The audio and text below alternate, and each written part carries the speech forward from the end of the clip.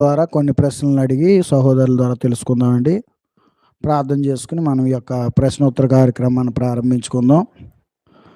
అత్యున్నత సింహాసనమందు ఆసీనుడవైన మా తండ్రి, మా ప్రభువుకును మాకును తండ్రి అయిన దేవా, నీకు స్తోత్రాలు. ఈరోజు పాత నిబంధన గ్రంథంలో నుండి యోబు గ్రంథంలో నుండి కొన్ని ప్రశ్నలను తెలుసుకుని వాటి యొక్క జవాబులు తెలుసుకోవడానికి మీరు కృప చూపించండి. అలాగే వీక్షిస్తున్నటువంటి వీక్షకులను కూడా జ్ఞాపకం చేసుకోండి, సహాయం చేయండి. అందరూ నాయన ప్రతి విషయాన్ని తెలుసుకోవడానికి సహాయం చేయమని మా ప్రభువును ప్రియరక్షకుడైన యేసుక్రీస్తు నామంలో ప్రార్థిస్తూ ఉన్నాం మా పరమ తండ్రి, ఆమేన్. మనతో పాటు ఉన్నటువంటి సహోదరులకు ప్రత్యేకమైన వందనాలండి. వీక్షిస్తున్నటువంటి సహోదరులకు వందనాలు. యోబు గ్రంథంలో మనం కొన్ని ప్రశ్నలు సహోదరులను అడుగుదామండి. యోబు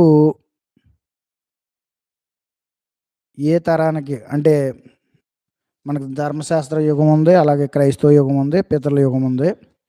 యోబు ఏ యుగానికి చెందినోడు? తండ్రి దేవునికి యేసుక్రీస్తు ద్వారా కృతజ్ఞతలు తెలుస్తూ సహోదరులకి, వీక్షిస్తున్న సహోదరులకి, నాతో కలిసి ఉన్న తమ్ముడికి ప్రత్యేక వందనాలు తెలియజేస్తున్నాం. యోబు పితరుల యుగానికి చెందినవాడు. కారణం ఏంటంటే ఆయన 1:5 బయలర్పించడం అనేది జరిగింది.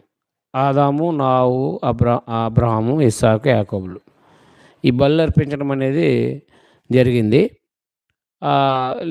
ధర్మశాస్త్రం వచ్చిన తర్వాత లేవి యాజకత్వం అనేది ఉంది. అందువల్ల లేవి యాజకత్వం వచ్చిన తర్వాత ఎవరు పడితే వాళ్ళు ఎక్కడ పడితే అక్కడ బలులు అర్పించకూడదు. కాబట్టి మనం గమనించాల్సింది. తర్వాత సర్వశక్తుడు అనే మాట ఎక్కువసార్లు మనకి యోబు గ్రంథంలో ఉంటుంది. సర్వశక్తుడు అనే మాట ఇశ్రాయేల్కి ఇవ్వలేదు. నిర్గమకాండ 6:3 ప్రకారంగా సర్వశక్తుడని దేవుడికి నామాన్ని పిలిచింది పితరుల యుగంలోనే. అది మీరు గమనించగలిగితే సరిపోద్ది. రెండవదిగా మనం చూసినట్లయితే యోబు గ్రంథంలో మనం ఆదికాండ గ్రంథంలో కొన్ని ప్రశ్నలు మనం చూసామండి. అలాగే ఆదికాండ గ్రంథంలో అపవాది సర్పం లేకపోతే అపవాది సర్పాన్ని ఉపయోగించుకున్నట్లుగా మనకి ఆదికాండ గ్రంథంలో కనపడుద్ది. రెండవదిగా యోబు గ్రంథంలో అపవాది మరొకసారి తారసపడడం కనపడుద్దండి. అయితే యోబు గ్రంథం కానీ ఆదికాండ గ్రంథంలో కానీ అపవాది వచ్చే ఏర్పాటు, అంటే తండ్రి అయిన దేవుని యొద్దకు వెళ్ళడం అనేది నిత్యము జరుగుతూ ఉండేదా, లేకపోతే అప్పుడప్పుడా, లేకపోతే ఎప్పుడైనా వెళ్ళే అవకాశం ఉందా అనేది సహోదరుని అడిగి మనం తెలుసుకుందామండి. యోబు గ్రంథం పితరుల నాటి కాలానికి సంబంధించింది కాబట్టి అపవాది అనేవాడు పరలోకానికి క్రీస్తు శిలువ మరణానికి ముందు వెళ్తూ ఉండేవాడు. ఎందుకనంటే అక్కడ దేవుని ప్రజల మీద నేరారోపణ చేయటానికి. ప్రకటన గ్రంథం 12వ అధ్యాయము మనము 9-10 వచనాలు చూస్తే, మన సహోదరుల మీద నేరం మోపువాడైన అపవాది, రాత్రింబగళ్ళు మన సహోదరుల మీద నేరం మోపువాడైన అపవాది ఇప్పుడు పడద్రోయబడి ఉన్నాడు. యేసుక్రీస్తు వారు శిలువ మరణం తర్వాత ఎప్పుడైతే తండ్రి కుడి పార్శ్వాన కూర్చున్నారో ఇంకా అపవాదికి పరలోకానికి వెళ్ళకుండా వాడు ఆప్ చేయబడ్డాడు. ఆ అపవాది వాడు దూతలు, దురాత్మలు, వీళ్ళందరూ కూడా భూమి మీద ఉన్న సంఘాన్ని హింసించడానికి ప్రయత్నం చేశారు. కాబట్టి మన శిలువ మరణానికి ముందు అపవాది పరలోకానికి వెళ్ళి దేవుని ప్రజల మీద నేరారోపణ చేసేవాడు. అలాగనే యోబు గ్రంథంలో కూడా నేరారోపణ చేశాడు. ఊరకనే, అంటే 10వ వచనంలో, నీవు అతని కలిగిన ఆస్తిని సమస్తం చుట్టూ కంచేసావు, అందుకే నీ ఎందుకు భయభక్తులు కలిగి ఉన్నాడని చెప్పడం జరిగింది. అప్పుడు ప్రభువారు, అంటే తండ్రి, నీ వస్తువులను తీసేయని చెప్పాడు అనమాట. ఇలా అపవాది పరలోకము శిలువ మరణానికి ముందు వెళ్ళి వచ్చేవారు. యేసుప్రభు తన స్వరక్తంతో ఎప్పుడైతే ప్రవేశించారో పరలోకానికి, ఇక అపవాది అదుపు చేయబడ్డాడు. పరలోకానికి వెళ్ళి పరిశుద్ధుల మీద నేరారోపణ చేయకుండా అదుపు చేయబడ్డాడు. అది పాత నిబంధన కాలం మనకి హెబ్రీ 9:15లో పాత నిబంధన కాలంలో కూడా ప్రజలకి ప్రభు రక్తం చిందించినందువల్ల పాత నిబంధన ప్రజల పాపక్షమాపణ కూడా కలగటానికి ఆయన రక్తం చిందించాడు కాబట్టి ఇంకా అపవాది పరలోకానికి వెళ్ళి నేరారోపణ చేయడానికి అవకాశం లేకుండా పోయిందన్నమాట. అయితే యోబు స్నేహితులు ముగ్గురు, బిల్దాదు, ఎలీఫాజు, తర్వాత జాఫర్, ఈ ముగ్గురు కూడా, అలాగే మరొక ఆయన మనకు లాస్ట్ని కనపడతారు, నలుగురు. ఈ నలుగురు కూడా ఎలీఫాజ్, ఈ నలుగురు కూడా ఇదే దేశానికి చెందిన వాళ్ళేనండి, లేకపోతే వేరే దేశస్తుల అనేది సందేహం. మనకి ఈ ముగ్గురు స్నేహితులు కూడా ఈ ఎదోమీయులకి సంబంధించిన వాళ్ళే అనమాట. ఆదికాండం 36 అధ్యాయంలో మనం చూడగలిగితే 36 అధ్యాయం అంతా కూడా అది ఎదోము వంశావళి. ఆ ఎదోము వంశావళిలో ఈ పేర్లు ఎలీఫజు, ఈ పేర్లు ఉంటాయి. మీరు చూడగలిగితే ఆయన స్నేహితులు కాబట్టి ఆ దేశంలోనే ఆయన స్నేహితులు కలిగి ఉన్నారన్నమాట. ఎందుకంటే యోబు కూడా ఎదోమీయులకు సంబంధించిన వాడు, అంటే యాసావు సంతతి వాడు అనమాట. అందువల్ల అదే దేశంలో వాళ్ళే వాళ్ళ యొక్క స్నేహితులు, వేరే దేశం నుంచి వచ్చిన వాళ్ళు కాదు. అది విషయం. అలాగే యోబు పితల యుగానికి చెందినవాడని మనకు అర్థమైందండి. అయితే యోబు అబ్రహాము సమకాలికుడు అనేది కొందరు వాదన. అయితే ఈ పితల యుగానికి చెందినోడు అనేది గ్రంథం చెప్తున్నటువంటి వాస్తవమైన సంగతి. అయితే అబ్రహాము సమకాలికుడు అనేది వాస్తవమా అవాస్తవం అనేది మనం సహోదరుని అడిగి తెలుసుకుందాం. ఎదోమీయులు అని అంటే నిజాన్ని గమనించాల్సింది ఏంటంటే అబ్రహాముకి ఇస్సాకు, ఇస్సాక్కి యాకోబు, ఇస్సాక్కి యాసావు, యాకోబులు. కాబట్టి యాసావు సంతతిలో నుంచి వచ్చినవాడు. కాబట్టి యాసావు సంతతిలో నుంచి వచ్చాడంటే అబ్రహాం ఆయన సమకాలికుడు కాదు. అలా అబ్రహాంలో నుంచే ఎదోమీయులు అనేది, అనగా ఇస్సాకు వచ్చాడు. ఇస్సాకు తర్వాత ఎదోముకి వెంటనే వచ్చిన వాళ్ళు కాదు. కాబట్టి దేవుని పిల్లగా గమనించాల్సిన విషయం ఏంటంటే ఎదోమీయులు సంతతి వాడు. కాబట్టి ధర్మశాస్త్రానికి ముందు కాలానికి మనం మోషేకు ముందుగా జరిగిన కాలానికి ముందుగా మనం గ్రహించవచ్చు, అంతే. అది విషయం. అంటే ఓన్లీ పితల యుగానికి చెందినోడు, అబ్రాహాము సమకాలికుడు మాత్రం కాదు.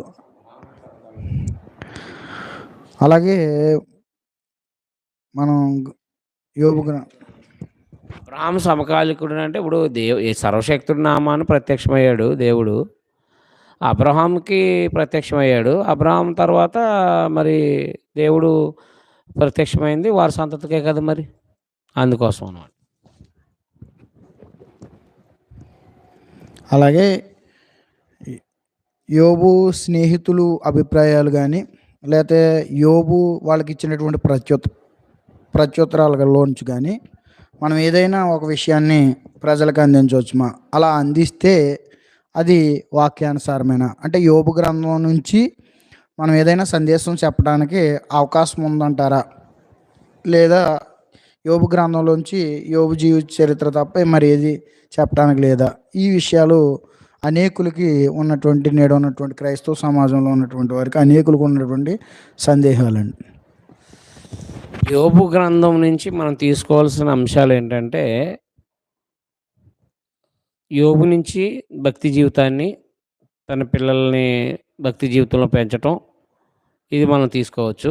ఎంత ధనవంతుడైనప్పటికీ ఆయన 31 అధ్యాయంలో, యోబు గ్రంథం 31 అధ్యాయంలో ఆయన జీవించిన జీవితము 29, 31 అధ్యాయాలన్నీ చదివితే ఆయన ఎంత భక్తిపరుడుగా బ్రతికాడో, ఆయన పవిత్రంగా జీవించాడని, ఆయన దిక్కులేని వారికి దరిద్రులకి ఆదరించాడని చాలా విషయాలు ఆయన చెప్పుకుంటూ ఉంటాడు. ఆస్తి మీద నమ్మకం ఉంచలేదని చెప్తాడు. కాబట్టి ఆయన నుంచి మనం నేర్చుకోవాల్సిన పాఠం ఏంటంటే, దేవుని యందు భయభక్తులు కలిగిన వాడు మంచి పనులు, పవిత్రత అనేది ఉంటుంది. అయితే యోబు ఆహ్, కి యోబుకి యోబు స్నేహితులు కూడా పరలోకంలో ఏం జరిగిందో తెలీదు. తెలియకుండా మాట్లాడడం అనేది కరెక్ట్ కాదు. ఒక సంగతిని గురించి తెలియకుండా మాట్లాడడం అంటే అది దేవుని మీద నిందేయడం గానీ, లేకపోతే భక్తిపరుల మీద నిందేయడం గానీ కరెక్ట్ కాదనమాట. ఏదైనా వాస్తవాలు వెలుగులోకి వచ్చిన తర్వాతే మనం మాట్లాడాలి తప్ప సంగతులు తెలియకుండా మాట్లాడితే దేవుని చేత గద్దించబడే అవకాశాలున్నాయన్నమాట. అంటే నువ్వేదో తప్పు చేసి ఉంటావని స్నేహితులు, నీ కుమారులేమో తప్పు చేస్తుంటారు. లేకపోతే నీ బాల్య పాపాల్లో నీది మొత్తం మీద ఎప్పుడుదో పాపం చేసిందని జ్ఞాపకం చేసుకుంటారని ఇలా యోబు గ్రంథం 1వ అధ్యాయంలో జరిగిన సంభాషణ, దేవునికి అపవాదికి మధ్యన జరిగిన ఆ సంభాషణ, లేకపోతే ఆ యొక్క సంభాషణ యోబుకి కూడా తెలియదు, యోబు స్నేహితులకు కూడా తెలియదు. యోబు స్నేహితులు కూడా యోబు స్నేహితులైతే దేవునికి వ్యతిరేకంగా మాట్లాడారు, యోబుకి వ్యతిరేకంగా మాట్లాడారు.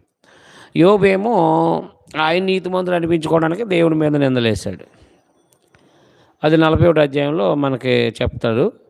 అందువల్ల దేవుని పిల్లలుగా మనం యోబు గ్రంథం నుంచి నేర్చుకోవాల్సిన పాఠాలు ఏంటంటే, సంగతులు తెలియకుండా మాట్లాడడం కరెక్ట్ కాదు. కాబట్టి శ్రమలనేవి ఎందుకు వచ్చినాయి అంటే ఒక పాపాన్ని బట్టే రావు. అపవాదికి దేవుడికి మధ్య సంవాదం జరిగింది. ఆ వాదాన్ని బట్టి శ్రమలు వచ్చినాయి. కానీ యోబుకి పాపాన్ని బట్టే శ్రమలు రావు అనేది మనం యోబు గ్రంథం ద్వారా నేర్చుకోవచ్చు. అంటే మనకి 1 పేతురు 4:16, 17లో ఎవడైనా క్రైస్తవుడు అయినందుకు బాధ అనుభవించిన ఎడల అన్నాడు. వీళ్ళందరూ ఏమంటారంటే స్నేహితులు, నువ్వేదో పాపం చేసుంటావు, అందుకే నీకు ఈ బాధలు, ఇంత దుస్థితికి చేరిపోవడానికి, ఆస్తి పోవడానికి, పిల్లలు పోవడానికి, లేకపోతే నీకు ఈ సమస్యలు రావడానికి కారణం నువ్వు ఏదో తప్పు చేసి ఉంటావు అని చెప్పేసి మాట్లాడడం జరిగిందనమాట. కాబట్టి యోబు గ్రంథం నుంచి మనం అనేక అధ్యాయాలు ఉన్నాయి. అదంతా కూడా యోబుకి స్నేహితులకి మధ్యన సంవాదం. ఏదో తప్పు చేసి ఉంటావు, అందుకే ఇలా జరిగినాయి అని చెప్పేసుకుంటూ మాట్లాడుకుంటూ వస్తారనమాట. అందువల్ల అందులోంచి మనం ఏం పాఠాలు తీసుకోవాలంటే, ఇందులోంచి మరొకటి ఏంటంటే యోబు భక్తి, మరొకటి సంగతులు తెలియకుండా మాట్లాడకుండా ఉండాలనేది, దేవుని మీద నేరారోపణ కానీ, భక్తిపరుల మీద నేరారోపణ కానీ తెలియకుండా వేయకూడదని. మూడవదిగా నేర్చుకునే అంశం ఏంటంటే, సృష్టికి సంబంధించిన వాస్తవాలని నేర్చుకోవచ్చు. అంటే ఆదికాండం 1వ అధ్యాయంలో భూమి ఎలా కలిగిందో రాయబడింది, మానవుడు ఎలా నిర్మించబడ్డాడో రాయబడింది. యోబు గ్రంథంలో అసలు ఆ భూమి ఆకాశాలు ఎలా పునాదులు వేయబడ్డాయి అని ఇంచుమించు మనము 37వ అధ్యాయం నుంచి చూస్తే 38, 39, 40 ఇలా అధ్యాయాలు చూస్తే ఆకాశ మండలపు కట్టడల గురించి, అంటే భూమి మీద భౌగోళిక శాస్త్రానికి సంబంధించిన విషయాలు కానీ, అలాగే ఆకాశ మండలపు అంటే నక్షత్రాలకు సంబంధించిన అంటే భౌగోళిక శాస్త్రం, అలాగే ఖగోళ శాస్త్రాన్ని గురించి కానీ, అలాగే 39లో అది జంతు శాస్త్రం గురించి కానీ, అలాగే జలచరాలకు సంబంధించి కానీ, ఇవన్నీ ఇవన్నీ చాలా సవివరంగా ఉంటాయన్నమాట. అంటే నువ్వు భూమి పునాదులు వేసినప్పుడు ఎక్కడున్నావు అన్నాడు. అలాగే ఆకాశ మండల కట్టలను వెరుగుదువా అన్నాడు. అలాగే లేడి ఈనే కాలం నీకు తెలుసా అని అన్నాడు. దేవుడు యోబుని ప్రశ్నించాడనమాట.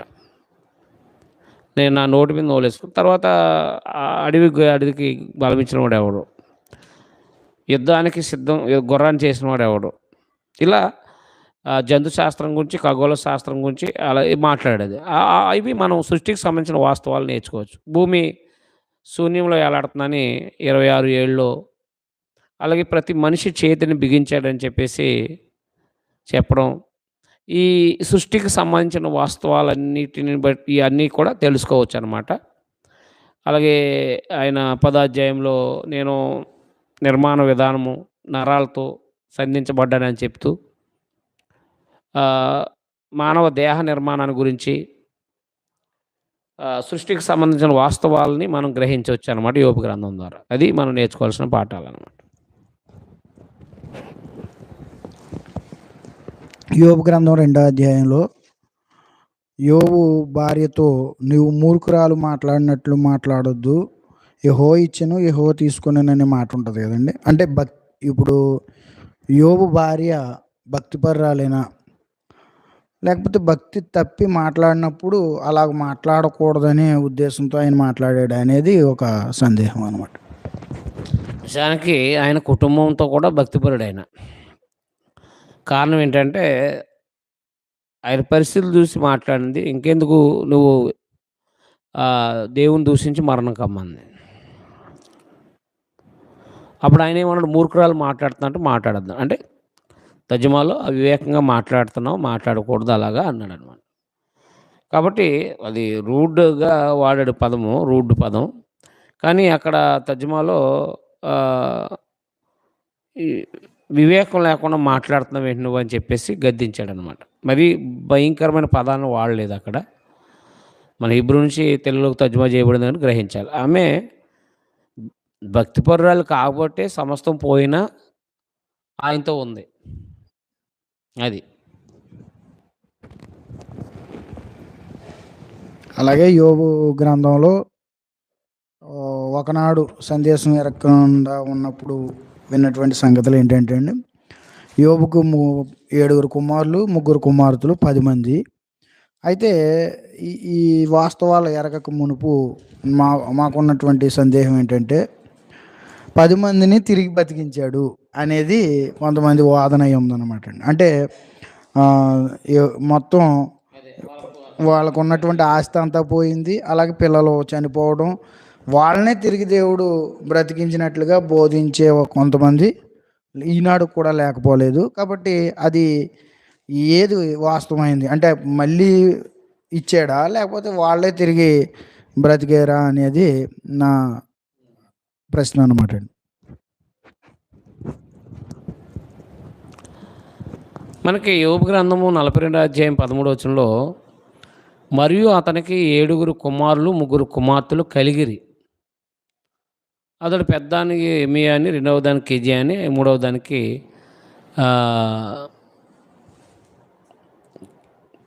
కేరెం హప్పక్ అని పేర్లు పెట్టాను. ఆ దేశమంతటా యోబు కుమార్తెలు అంత సౌందర్యవంతులు కనపడలేదు. వారి తండ్రి వారి సహోదరులతో కూడా పాటు వారికి స్వాస్థ్యాలు ఇచ్చాను. కాబట్టి ఇక్కడ మరలా కలిగిరి అనే మాట వాడబడింది 13వ వచనంలో. మరి అతనికి 7 కుమారులు 3 కుమార్తెలు కలిగిరి అంటే మరలా పుట్టారనమాట. అంతేగాని మొదటి అధ్యాయంలో చనిపోయిన వాళ్ళు బ్రతికిరి అనే మాట లేదు, మళ్ళా జన్మించారనే మాటే ఉందన్నమాట. అలాగే ఈ సందర్భం జరగడానికి కూడా కొన్ని దినాలు సుమారుగా పట్టినట్లుగా గ్రంథం మనకు తెలియపరుస్తుంది. కనుక దేవుడు మళ్ళీ అతనికి కుమారులను కుమార్తెలను ఇచ్చినట్లుగా మనం అర్థం చేసుకోవాలన్నమాట. అయితే ఇప్పుడు నాకున్న ప్రశ్న ఏంటంటే అండి, యోబుకి మొత్తం మీద 10 మంది కుమారులు, 7 కుమారులు 3 కుమార్తెలు, మొత్తం మీద 10 మంది మొత్తం సంతానం. అయితే యోబు గ్రంథంలో వాళ్ళకి సమానంగా ఆస్తులు పంచి ఇచ్చారు అనేది కనపడద్దండి. అయితే అది మనం క్రైస్తవులుగా నేడు మన పిల్లల విషయంలో అంటే ఆస్తి పంచే విషయంలో దాన్ని మనం అనుసరించవచ్చుమా? మనం పాత నిబంధనలోని విశ్వాసుల యొక్క జీవితాల్లోంచి కొన్ని సత్యాలు నేర్చుకోవచ్చు. కొత్త నిబంధనలో క్రైస్తవుడిగా ఎలా బ్రతకాలో ఉంది కాబట్టి భక్తిపరుల జీవితాల్లో జరిగిన సంఘటనలో మనం తీసుకోవచ్చు. ఆయన బిడ్డలకి అంటే బిడ్డలతో పాటు కుమారులతో పాటు వారి సహోదరులతో పాటు వారికి స్వాస్థ్యాలు ఇచ్చానని ఉంది. యోబు గ్రంథం 42:15 వచనంలో ఆ దేశం అంతటా యోబు కుమార్తెలంత సౌందర్యవంతులు కనబడలేదు. వారి తండ్రి వారి సహోదరులతో పాటు వారికి స్వాస్థ్యములు ఇచ్చాననమాట.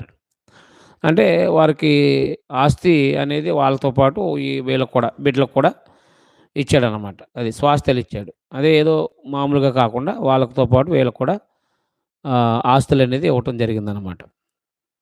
దాని నుంచి మనకున్న ఆస్తిని ఆడపిల్లనో, మగపిల్లనో ఆళ్ళిద్దరికీ సమానంగా ఇవ్వటం అనేది నేర్చుకోవటం అనేది చాలా మంచి ఉన్నతమైన ఆలోచన అది. బిడ్డలే కాబట్టి ఆస్తుల్ని మనం ఏమున్నా వారికి ఇద్దరికీ సమానం చేయాలి. అది యోబు గ్రంథం నుంచి, యోబు యొక్క జీవితంలోంచి మనం నేర్చుకోవచ్చు. అయితే నేడు క్రైస్తవులు అనబడేవాళ్ళు గానీ, వాస్తవానికి క్రైస్తవ్యాన్ని సరిగ్గా అర్థం చేసుకునేవాళ్ళు గానీ, కొడుకుని ఒకలాగా అంటే కుమారుడు పుడితే కుమారుడినేమో కాన్వెంట్‌లోను, కుమార్తెనేమో బోర్డింగ్ స్కూల్‌లోనో లేదా గవర్నమెంట్ స్కూల్‌లోనో వేస్తూ అంటే ఒకళ్ళని ఒకలాగా చూస్తూ ఉంటారండి. అయితే గ్రంథం మనకు తెలియపరుస్తున్న వాస్తవమైన సంగతి ఏంటంటే, మనకు పిల్లల్ని గర్భఫలం యెహోవా ఇచ్చు బహుమానం గనుక ఆ ఇద్దరిని సమానంగా చూడాలనే విషయాన్ని మనం యోబు గ్రంథం ద్వారా నేర్చుకోవచ్చుమని సహోదరుల ద్వారా విన్నాం. అలాగే అబ్రహాము సుమారుగా 175 సంవత్సరాలు బ్రతికినట్లుగా ఆదికాండంలో మనకు కనపడుతుంది. అలాగే యోబు కూడా పితల యుగానికి చెందినోడు అనడానికి మరొక రుజువు కింద మనం ఈ యొక్క యోబు గ్రంథం 42వ అధ్యాయం 16వ వచనం తీసుకోవచ్చమంటారా? అంటే 140 సంవత్సరాలు బ్రతికినట్లుగా ఆధారం ఉంది.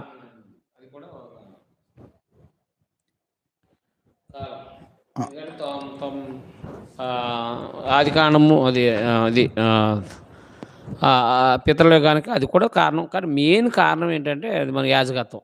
దాన్ని మనం ఇంకా తప్పించలేం. మాట్లాడలేం. కేవలం యాజకత్వం. లేవి యాజకత్వం ఉంటే ఎవరి కాళ్ళు బలి అర్పించడానికి లేదు.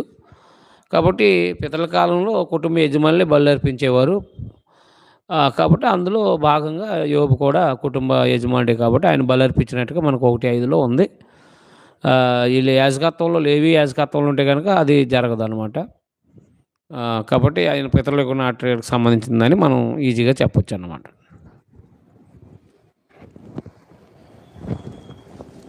పితల యుగంలో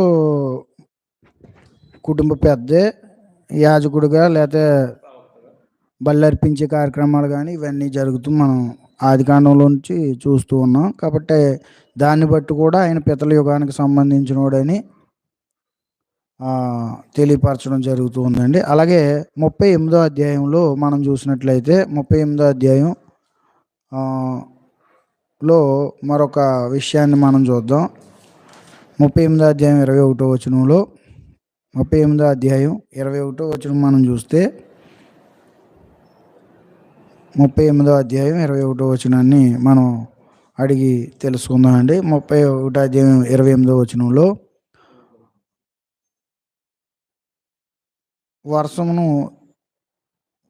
వర్షముకు తండ్రి అయి ఉన్నాడు, మంచు బిందువులు పుట్టించిన వాడు ఎవడు? క్షమించండి 21. ఇదంతయు నీకు తెలిసి ఉన్నది కదా, నీవు బహువృద్ధుడువు, నీవు అప్పటికి పుట్టి ఉంటివి, నీవు హిమము యొక్క నిధుల్లోనికి జొచ్చితివా? ఆపత్కాలం కొరకు యుద్ధ దినము కొరకు నేను దాచి ఉంచిన వడగండ్ల నిధులను నీవు చూసితివా? వెలుగు విభజింపబడి చోటికి మార్గం ఏది? తూర్పు గాలి ఎక్కడి నుండి వచ్చి భూమి మీద నాకు ముఖములు వ్యాపించును? అంటే యోబు గురించి ఈ మాటలో తండ్రి అయిన దేవుడు మాట్లాడుతున్నట్ట, లేకపోతే మరొక సందర్భం గురించి ఇక్కడ రాయబడింది అనేది నా యొక్క ప్రశ్న అండి. అది విషయం ఏంటంటే ఇక్కడ ఇప్పుడు నువ్వు వృద్ధుడువు అప్పుడు నువ్వు ఉన్నావు అన్నాడు. అంటే చాలామంది ఒక డాక్టరీని ఏంటంటే ఆత్మలన్నీ ఒక తండ్రి గర్భంలో ఉన్నాయి. ఆ తండ్రి గర్భంలో నుంచి ఆదాములో నుంచి ఇలా జనాల్లోకి ఆత్మలో వస్తున్నాయని చెప్పేసి ఒక డాక్టరీని తీశారనమాట దాని మీద. అందుకని నువ్వు అక్కడ పుట్టి ఉంటూ అంటే దేవుడు అడిగాడు 38వ అధ్యాయం 2వ వచనంలో, జ్ఞానం లేని మాటల్లో చెప్పి ఆలోచన చెరుపుతున్న వీడు ఎవడో, పౌరుషం తెచ్చుకుని నేను అడుగు కట్టుకును, నేను నీకు ప్రశ్న వేస్తాను, నువ్వు అది నాకు తెలియజెప్పు. నేను భూమి పునాదులు వేసినప్పుడు నువ్వు ఎక్కడున్నావు, నీకు వివేకం కలిగి ఉన్న చెప్పు, నీకు తెలిసిన ఎడల దాని పరిమాణం నియమించిన వాడు ఎవడో చెప్పు అని అడిగాడు. దేవుడు ప్రశ్నలు అడుగుతూ ఉంటుంటే దేవుడు ప్రశ్నలు అడుగుతూ ఉంటుంటే ఈయన సమాధానం చెప్పలేకపోయాడు.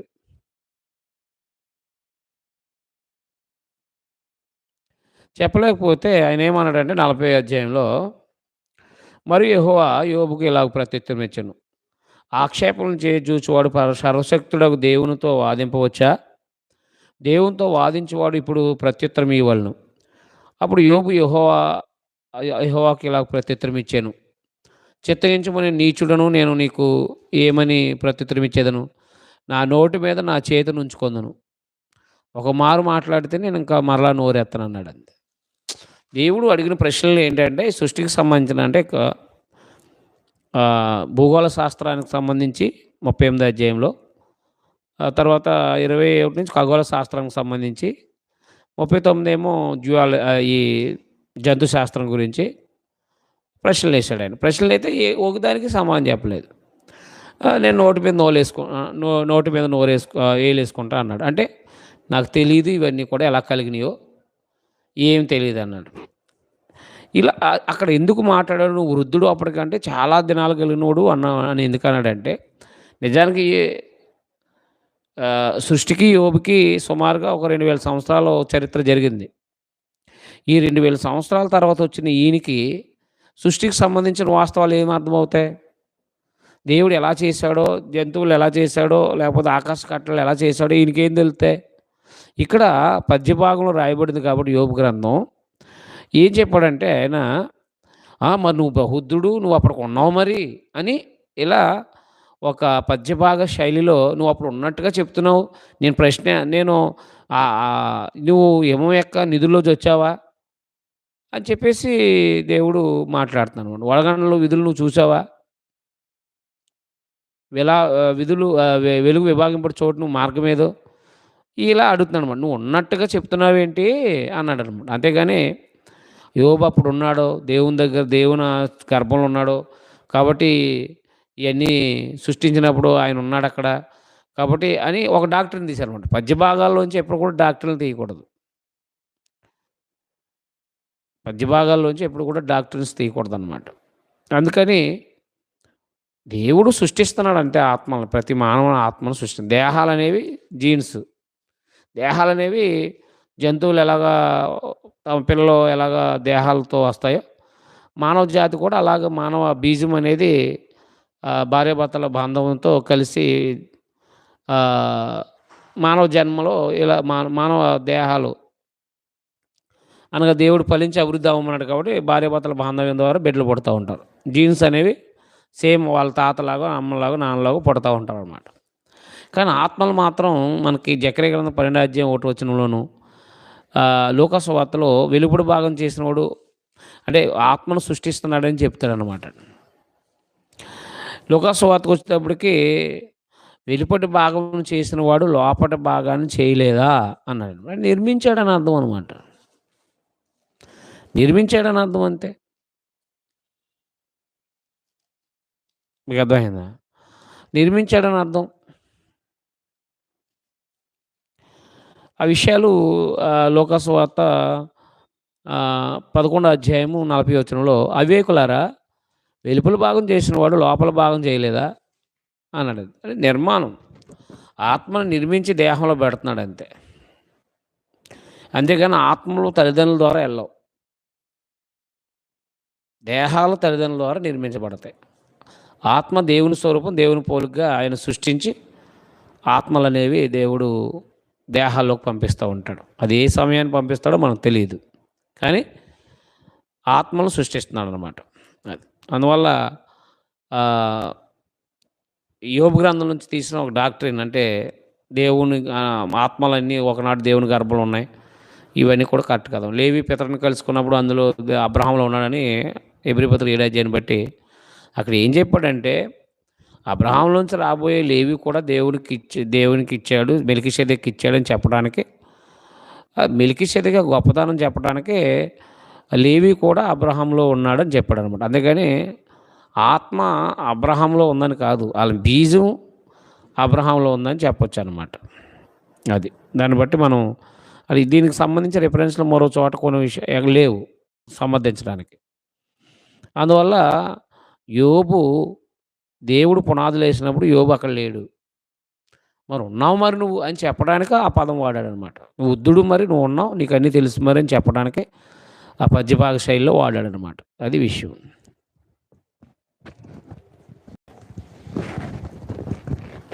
ఈరోజు యోబు గ్రంథం ద్వారా కొన్ని మనం సహోదరులను అడిగి ప్రశ్నలు సమాధానాలు పొందుకుని ఉన్నామండి. అలాగే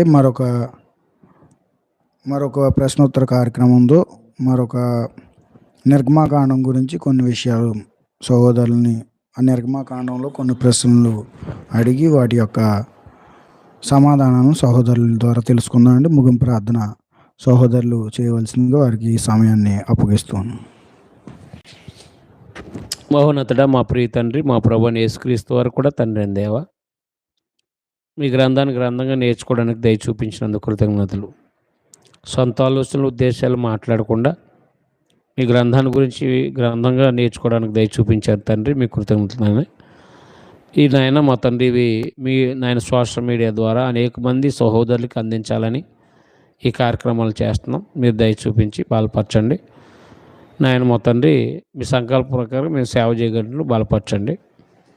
మా సహోదరుల్ని, నాతో పాటు ట్రైనింగ్ అయిన వారిని, అలాగే నా దగ్గర ట్రైనింగ్ అయిన వారిని, వారి కుటుంబాలని మీరు జ్ఞాపకం చేసుకోండి. సంఘాలు బలపరచండి. లైవ్లో వీక్షిస్తున్న సహోదరులు జ్ఞాపకం చేసుకోండి. వారి అవసరాలు తెచ్చిపెట్టండి. యేసుక్రీస్తు నామములో అడిగి వేడుకుంటున్నాం తండ్రి, ఆమేన్. మీ అందరికీ వందనాలు.